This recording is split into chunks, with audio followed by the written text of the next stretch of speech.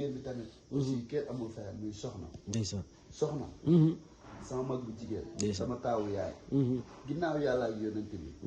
gis nga néeg bii ñu décoré mu yaañ dafa génn bàyyi mu ma dëkk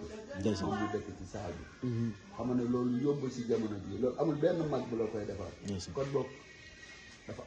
amul maanaam man su may wax si moom sax su yàggee dinaa tuur rom rek parce que man damaa jàpp ne moom mooy sama yaay mooy sama yaay sax parce que liñ naan yaay mën nga koo mag waaye mag kenn mënu koo mag te dañoo uuf comme yaay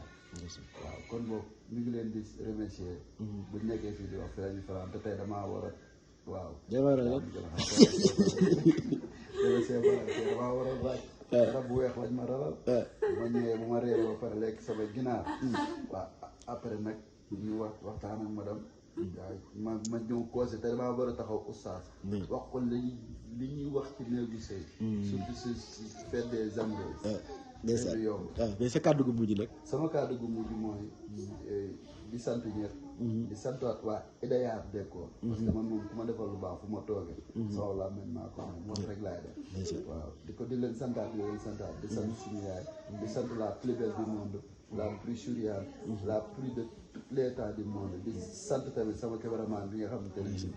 tey bu liggéey bi egsee fii à cause de moom xam muy fàlloo waaw nee naa la yow tamit jàmm si yow di jëlu ñu ngi lay sant bu baax a baax ndax yow ku ñàkk ki ñaan bokkoo ñi nga xamante ne nii waaw dañ lay teg pression di la sonal yow sonaloo kenn si dara ñu ngi leen di nuyu yéen ñëpp waaw su dee dañ fee wax heure yi di